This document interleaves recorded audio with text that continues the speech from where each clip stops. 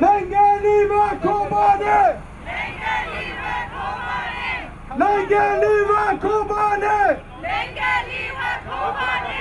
تروریست ایسیس لنگلی و کوبانه لنگلی و YPG تروریست اردوغان بیجی برخوردن YPG بیجی برخوردن روژاوا بنگالی و YPG بنگالی و YPG Stop that international solidarity لنگلی و کوبانه تروریست ایسیس تروریست ترکیه تروریست اردوغان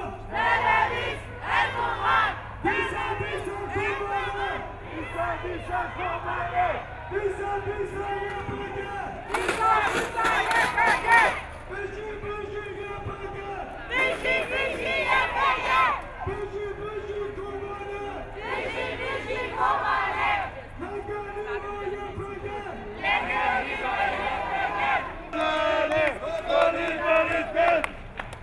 YPG Kurdistan! Kurdistan! لنگلی و YPG لنگلی و YPG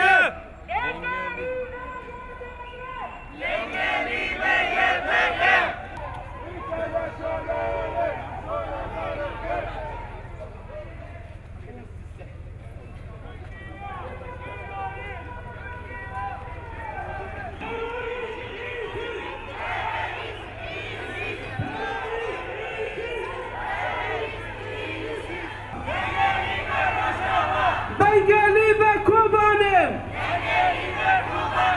بنگالی و YPG بیجی برخوردن کوبانه بیجی برخوردن کوبانه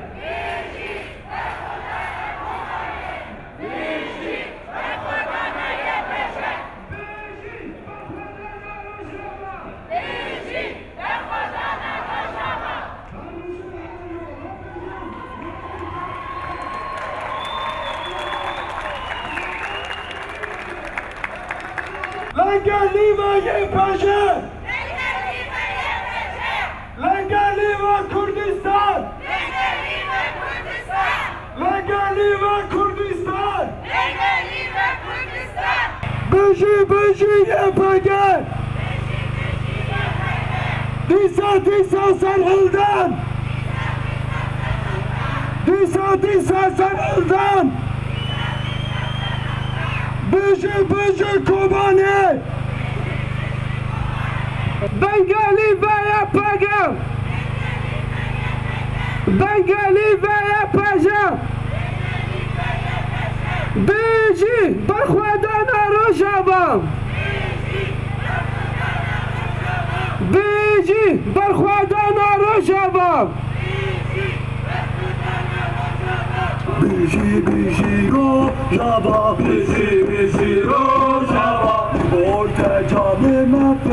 شبایت جانم فدا شرق کلو کردستان شبو زارو بکشیان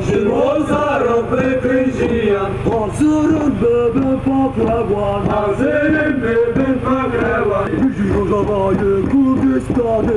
روژاوای کردستانه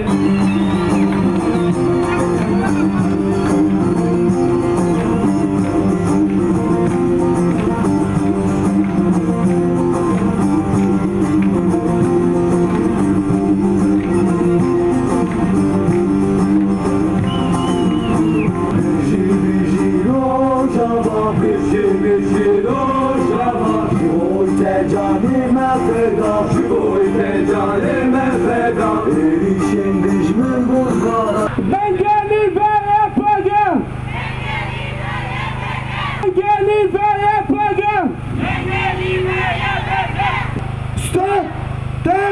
internationale solidarität, støtte, internationale solidarität.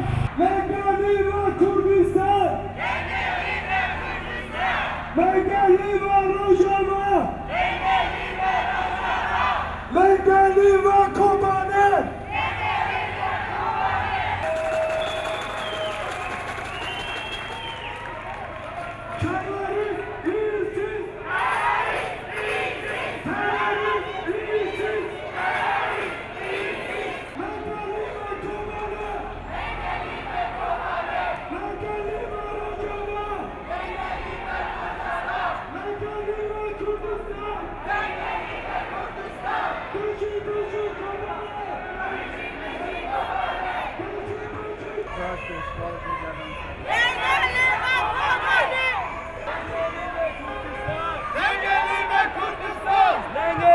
Kurdistan!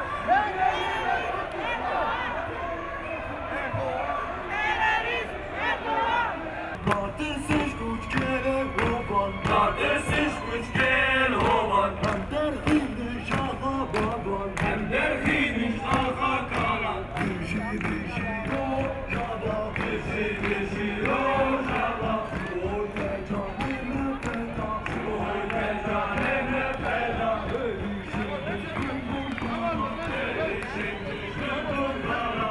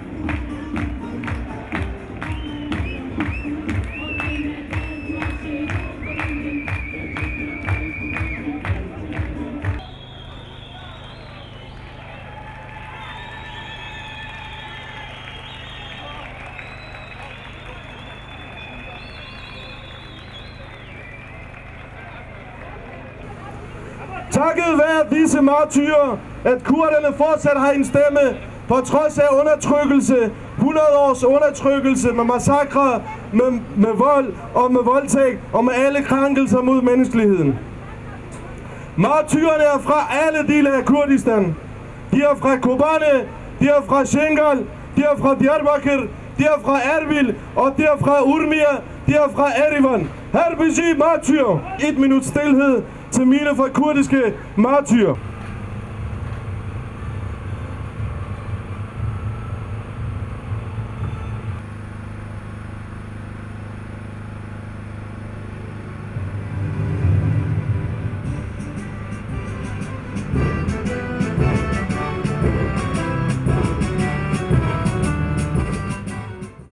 Det ezidiske område i Şengal mærkede den 3. august ISIS brutalitet. Det var det 73. forsøg på at udrydde den. De sidste meldinger og den begrænsede nyhedsstrømning fra Şengal vækker endnu en gang bekymring hos os kurdere.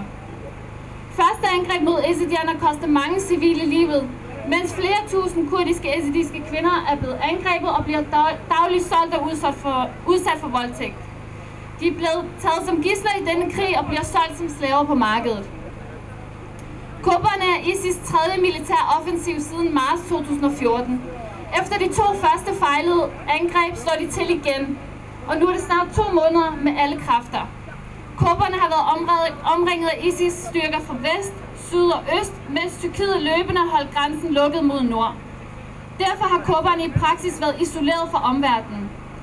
I denne kamp har Folkets Forsvarsenheder YPG og Kvindernes Forsvarsunion YPJ præsteret en historisk heltegerning i forsøget på at holde terroristerne for ISIS hen. Lad alene til egen skæbne og omdefineret skæbne og rejst dig for det teoretisk umulige. Omverdenen har været vidne til modstand og høj kaliber. De har gået ind i denne kamp med deres liv i pant. Ardin Milkan er symbol på dette. Hun var moder til 2 og meldte frivilligt at ofre sit eget liv for derved at redde sine kammerater fra terroristerne. Kobane vil fortsat være et symbol på forsvaret af menneskelige værdier. Kobane, en lille by grænsen mellem Syrien og Tyrkiet, er en del af den mesopotamiske civilisation og inspireret af en lang tradition for menneskelige værdier, som er opstået i denne del af verden. Under det syriske folks revolution var Kobane de første områder i Rojava, der blev frigjort fra Baath-regimets kontrol. I praksis var det de første skridt hen mod etablering af det demokratiske system, vi har i Rojava i dag. Dette system har potentiale til at være en model for et fremtidigt demokratisk system og et pluralistisk og demokratisk Syrien. Kobane blev et tilflugtssted, hvor syriske internt fordrevne samt flygtninge fra deres hjem under den blodige borgerkrig. Som et resultat af det, at Kobane blev et mod for at fjerne demokrati, frihed og menneskelige værdier. Siden midten af 2013 har Kobane været udsat for en brutal blokade og aggressioner. Disse svære vilkår er blevet værre siden den 15. september, da IS-terroristerne påbegyndte deres forsøg på at massakrere civilbefolkningen. For at forhindre dette har Folkets beskyttelsesenheder og kvindernes beskyttelsesstyrker i APJ og indbyggerne i Kobane engageret sig i en legitim selvforsvarshandling imod ISIS barbariske kræfter. ISIS-terroristerne er fjender af menneskeligheden og dens værdsætte demokratiske, fredelige og pluralistiske og solidariske værdier. IS repræsenterer en kultur af en død og en ødelæggelse og at praktisere afskyelige forbrydelser, såsom halshugninger mod sagsløse. De har hugget hovedet af amerikanske, britiske og russiske civile, ligesom på tusindvis af forsvarsløse ezidier, kristne, kurder, tyrkmaner og araber. Men i dag der er der international dag for Kobane, og Kobane er blevet et symbol. Et symbol på en demokratisk modstand mod ISIS. En symbol på, at vi går imod den tyrkiske regerings undertrykkelse af kurdere. Og et symbol på, at gode kræfter nogle gange kan sejre over det onde. Det er så flot og så vigtigt, at Kobane stadig står i dag. For 3 uger siden, der var vi i fakkeloptog inden for Christiansborg. ISIS var lige kommet ind i byen, og jeg var bange for, hvad der ville ske. Det virkede umuligt at stå imod ISIS. Men det har forsvarsstyrkerne i YPG og befolkningen i Kobane gjort. De har kæmpet modigt, stærkt og udholdende for at forsvare Kobane. Vi demonstrerede også sammen foran den tyrkiske ambassade for at få åbnet grænsen. Det virkede umuligt at kunne rykke på den tyrkiske regering, men det har vi gjort. International pres og opmærksomhed har fået USA til at kaste våben og der er blevet åbnet for, at der kan komme flere styrker ind. Der er lang vej igen, men den tyrkiske regering er under et kæmpestort pres. Og vi vil blive ved med at kæmpe. Vi vil kæmpe sammen, modigt, stærkt og udholdende for at presse Tyrkiet. I dag, der står koberne stadig. I dag, der demonstrerer hele verden i solidaritet. Og i dag, der har rigtig mange mennesker opdaget kurdernes kamp mod fascisme og undertrykkelse. Det havde jeg ikke troet var muligt bare for få uger siden. Men det er det. Det kurdiske folk kæmper modigt, stærkt og udholdende, selv i den værste modgang. Og det er derfor, koberne stadigvæk står. Vi er samlet her i dag for at sende et signal til alle kvinder og mænd i koberne, om at vi følger dem tæt, at vi er solidariske med dem, og vi vil gøre alt, hvad vi kan for at støtte dem. De kæmper mod ISIS, de kæmper mod fascisme og undertrykkelse, og de kæmper for at bevare et demokratisk socialistisk selvstyre i Rojava. Det er en dybt politisk kamp imod undertrykkelse. Den kamp skal Danmark støtte, og vi giver ikke op, før det sker. Vi giver ikke op, før udenrigsministeren lægger pres på Tyrkiet. Vi giver ikke op, før koberne og de kurdiske områder er frie fra ISIS. Og vi giver ikke op, før alle mennesker er frie til at leve uden undertrykkelse. Længe leve koberne! Længe leve Kurdistan! Længe leve Kurdistan! Længe leve Kurdistan! Bidji bidji koberne! Bidji bidji koberne! Bidji bidji Kurdistan! Bidji bidji Kurdistan! Velkommen til Global Aktionsdag mod ISIS for Kobane og for menneskeheden. Som I mange af jer er bekendt med, Peshmerga er i Kobane. Vi siger også her, velkommen til Peshmerga, velkommen til vores brødre fra Nordkurdistan, fra Kurdistan, Sydkurdistan. Velkommen. Hilsen herfra, mange hilsen til Peshmerga. Peshmergerne vil sende alle de soldater, alle de kriger, vi har brug for. De vil sende simpelthen tusindvis af krigerne til os. Vi har bedt dem om bare sende de rutinerede, tekniske rutinerede soldater, som har forstand på lidt mere de tekniske våben. Det er dem, vi har brug for. Det er dem, vi kan kæmpe mod ISIS mod. Det er dem, vi kan slå ISIS ned på. Og det er det, der er kommet. Men læg mærke til, hvad der er sket. De blev tilbageholdt på en lejr i grænsen til Kobane af de tyrkiske myndigheder, af Erdogan. Han kunne simpelthen ikke tolerere, at Peshmerga skulle gennem hele Nordkurdistan til Kobane. Det gik så ondt på ham, et eller andet sted. Det gjorde så ondt på ham, at han kunne slet ikke tolerere det. Vi har også bedt Free Syria Army til at komme hjem til os. De er også kommet. De er sammen med os i forvejen. Vi kæmper sammen i forvejen. Der er nogle af dem, der er kommet. Vi har bedt dem om at åbne en ny frontlinje, så vi kan kæmpe imod ISIS. Så de kan åbne en ny frontlinje et andet sted, så ISIS kan dele deres styrker, så vi kunne nemmere slå ISIS ned på. Men nej, Erdogan insisterer på, Free Syria Army skal ind i Kobane, kæmpe i Kobane, fordi han håber på, de kan også tage noget af Kobane fra os, når Kobane er fri. Derfor, det er Erdogans planer over det hele. Det er Erdogans mening. Det er hans måde at gøre tingene på. ISIS har primært angrebet kurder og kurdiske byer.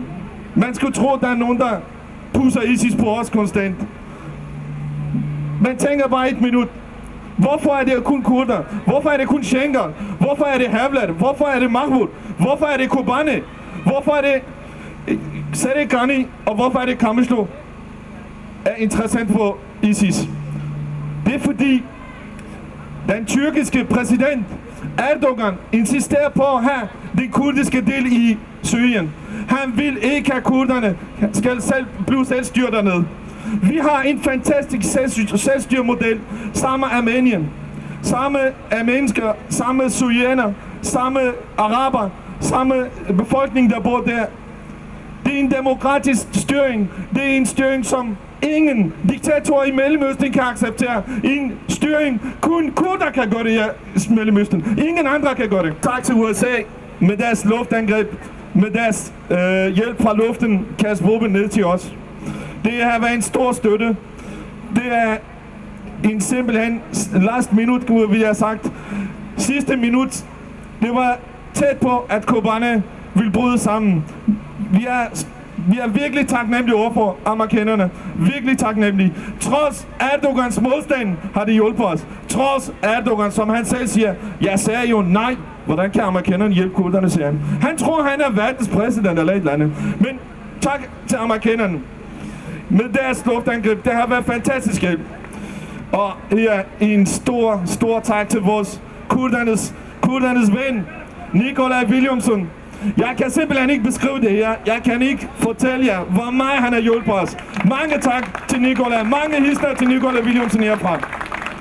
Vi får dagligt henvendelser fra danskere, danskere, kurder, som bor i Danmark.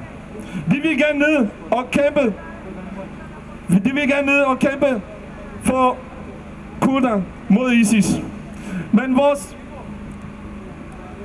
kriger har ikke brug for, eller vores soldater har ikke brug for soldater fra Europa, kriger fra Europa. Det eneste vi har brug for her, det er politiske støtte.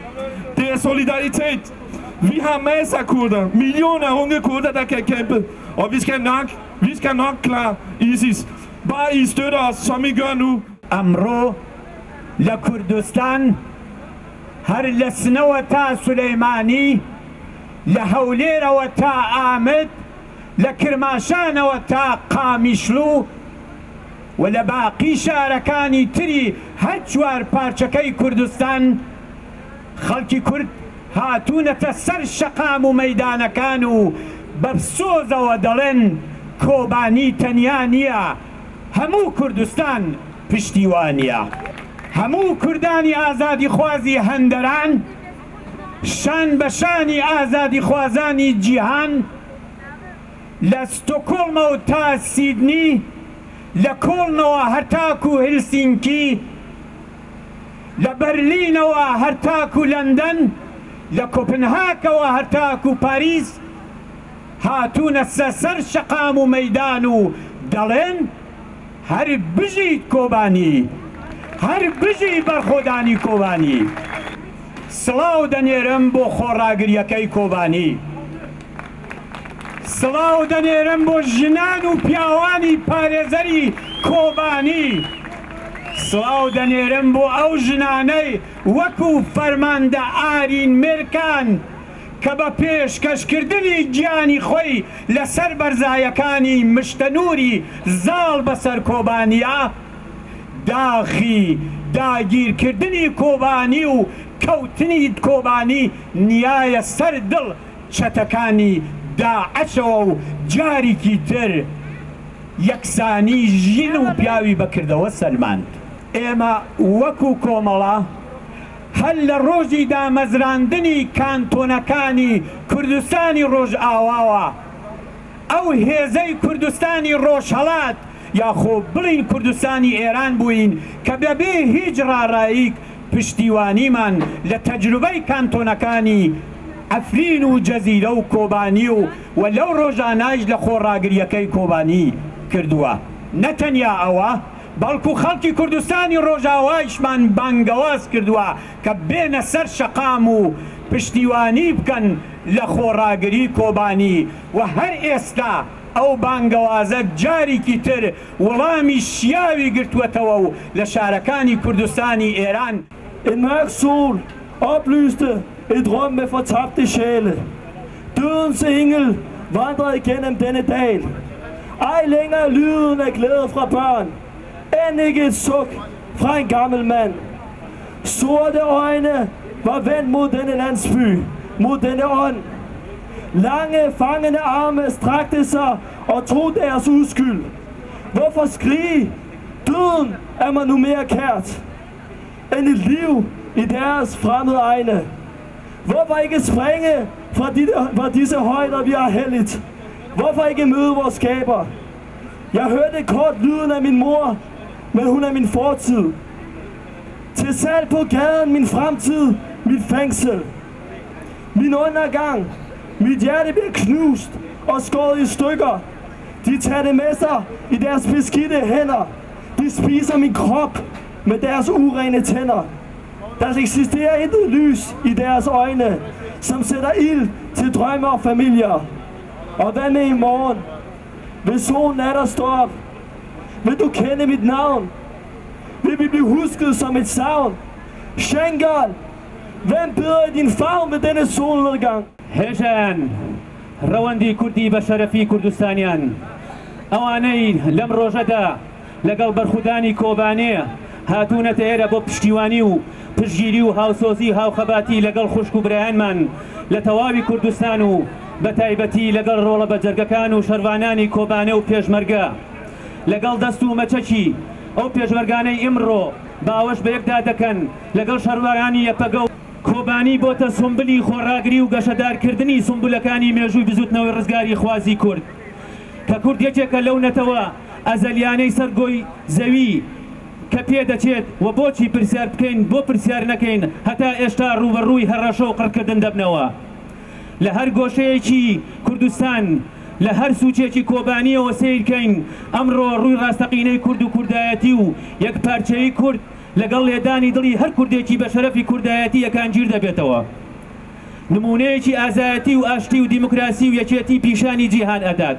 بۆیە لێرەوە قۆناغێکی نۆ و خوێندنەوەیەکی نوێ بۆ ئەم ڕۆیتایکی کورد و دوار ڕۆژی خاک و گەل و ئاومان دەبێت بکرێت بۆیە جێوە بیرهێنانەوەیە مێژوش وامان پێ دەڵێت کە یەک ڕیزی و تەبایی و متمانە بە یەکترکردن و یەکتر قبولکردن کلیلی چارەسەرە و لە گۆڕنانی پلانی دوژمنانە بۆیە ئەمڕۆ لە هەموو کات گرنگترە ئەو ڕوبەڕووبوونەوەمان ئەو ڕوبەڕوومان بۆتەوە ئەوەی بە ڕوبەڕوومان بۆتەوە بە ئیرادەی گەل و بەهێزی ڕۆڵەکانی ڕۆژئاوا و پاڵپشتی پارێزەرانی کوردستان و هاوپەیمانان و ئێمەش لێرە ئەوەیە کە یەک دەست و یەک هەڵوێز بین نەکەوینە ژێر پلان و فشاری دوژمنانەوە ڕوبەڕووی داعشی مایەپوچی تیرۆریست و کە دژی مرۆڤایەتی ببینەوە ئەوەش وەک ئەرکی سەرشانی هەموو لایەک پێویستە دەنجی خۆمان بگەینە دەنجی هەموو جیهان بۆ پشتیوانی کردن و بە هەقناساندنی دۆزەڕەواکەی کۆبانی و کوردستان و کانتۆنەکانی هەر لێرەشەوە هاو هەڵوێستی و ناخمان